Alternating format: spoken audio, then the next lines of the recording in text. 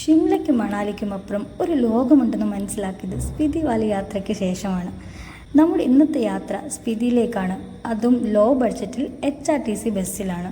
കേരളത്തിൽ നിന്നും പല ട്രെയിനുകൾ ന്യൂഡൽഹിയിലേക്കുണ്ടെങ്കിലും അനുയോജ്യമായത് കേരള എക്സ്പ്രസും വീക്ക്ലി 2 വട്ടം ഓടുന്ന കേരള സമ്പർക്രാന്തി എക്സ്പ്രസുമാണ്.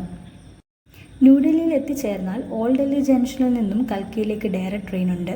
രാത്രി 9:10 എടുക്കുന്ന നേതാജി എക്സ്പ്രസ് കൽക്കയിൽ രാവിലെ 3 മണിയാകുമ്പോൾ എത്തിച്ചേരും. ഞങ്ങൾ യാത്ര തുടങ്ങിയപ്പോൾ മൊത്തം ഫുൾ വണ്ടി ലേറ്റാണ്. അതുകൊണ്ട് ഞങ്ങളിപ്പോൾ ഈ ആൻറ്റിയുടെ കൂടെ ആൻറ്റിയുടെ ഇതിൽ കയറി ഇരിക്കുകയാണ്. നിലത്തിരിക്കുക കേട്ടോ. എന്തായാലും ട്രെയിൻ വരുന്ന കാത്തിരിക്കുകയാണ്. കഴിവതും നോർത്ത് ഇന്ത്യയിൽ രാത്രി സമയങ്ങളിൽ യാത്ര ചെയ്യുമ്പോൾ സ്ലീപ്പർ അല്ലെങ്കിൽ AC കോച്ച് എടുക്കാൻ ശ്രമിക്കുക. ഇപ്പോൾ സമയം 4:30 ടിക്കറ്റ് എടുക്കാൻ വേണ്ടി നിൽക്കുകയാണ്. ഇതാണ് ടോയ് ട്രെയിനിൻ്റെ പ്ലാറ്റ്ഫോം നമ്പർ 1ൻ്റെ അവിടുന്ന് ജസ്റ്റ് ടോയ് ട്രെയിനിൽ കാണാം. കൽക്കയിൽ എത്തിച്ചേർന്നാൽ 3 മണി മുതൽ ടോയ് ട്രെയിൻ ഉണ്ട്. എന്തായാലും ഞങ്ങൾ ഓടിക്കയറിയത് സ്ലീപ്പർ കോച്ചിലാണ്. പക്ഷേ അടുത്ത സ്റ്റേഷനിൽ തന്നെ ഞങ്ങൾ ഇറക്കി വിട്ട്. ജനറൽ കോച്ചിൽ തിരക്കാണെങ്കിലും ഉള്ള സ്ഥലത്തേക്ക് ഞങ്ങൾ അഡ്ജസ്റ്റ് ആക്കി. പിന്നെ ഏറ്റവും എടുത്തു പറയേണ്ടത് കൽക്ക മുതൽ ഷിംല വരെയുള്ള ടോയ് ട്രെയിൻ യാത്രയാണ്. ഒട്ടും ബോറടിപ്പിക്കാത്തതും എന്നാൽ ഏറ്റവും ഭംഗിയുള്ള ഒരു റൂട്ടിലൂടെയാണ് ട്രെയിൻ പോകുന്നത്. ഒരുപക്ഷെ ആ ഭംഗി കാരണമാകാം 2008 ജൂലൈ 8 യുനെസ്കോ കൽക്ക ഷിംല റെയിൽവേയെ ഇന്ത്യയുടെ ലോക പൈതൃക പട്ടികയിൽ ഉൾപ്പെടുത്തിയത്. യാത്ര തുടങ്ങി കുറച്ച് കഴിഞ്ഞപ്പോഴേക്കും ചെറിയ തോതിൽ മഴ തുടങ്ങി. മഴ ആ യാത്ര കൂടുതൽ ഭംഗിയാക്കിയതേ ഉള്ളൂ. ഇടയ്ക്കൊരു സ്ഥലത്ത് ട്രെയിൻ നിർത്തിയപ്പോൾ ഞങ്ങൾ എല്ലാവരും ഇറങ്ങി ചായ കുടിക്കുകയും പിന്നെ കുറച്ച് ഫോട്ടോസൊക്കെ എടുക്കുകയും ചെയ്തു.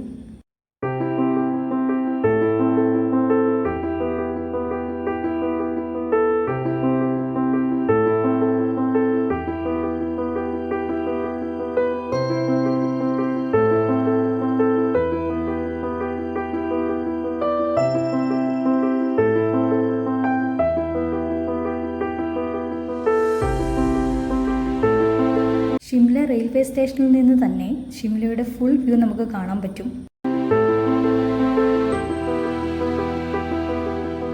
എന്തായാലും അത്യാവശ്യം നല്ലൊരു വാഷ്റൂം റെയിൽവേ സ്റ്റേഷൻ ഉള്ളതുകൊണ്ട് ഫ്രഷായി ഞങ്ങൾ ബസ് സ്റ്റോപ്പിലേക്ക് പോയി.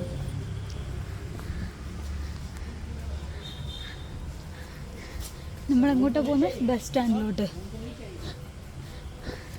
ഞങ്ങൾ കാസയ്ക്ക് പോകാൻ ഓൾഡ് ബസ് സ്റ്റാൻഡിലോട്ട് പോവാണ്. നമ്മളിപ്പം പഴയ ഷിംല ബസ് സ്റ്റാൻഡിൻ്റെ അവിടെ നിന്ന് പുതിയ ഷിംല ബസ് സ്റ്റാൻഡിൽ അങ്ങോട്ട് പോകാൻ വേണ്ടി ബസ് കാത്തിരിക്കുകയാണ്. ബസ് സ്റ്റാൻഡിൽ എത്തിയാൽ അവിടെ തന്നെ ഡോമെട്രിയും ക്ലോക്ക് റൂമും അവൈലബിൾ ആണ്. Dormitory per night per head ആവുന്നത് 500 രൂപയാണ്. ബസ് സ്റ്റാൻഡിൻ്റെ തൊട്ട് താഴെ ഫുഡ് കഴിക്കാൻ ധാരാളം ഹോട്ടൽസും അവൈലബിൾ ആണ്.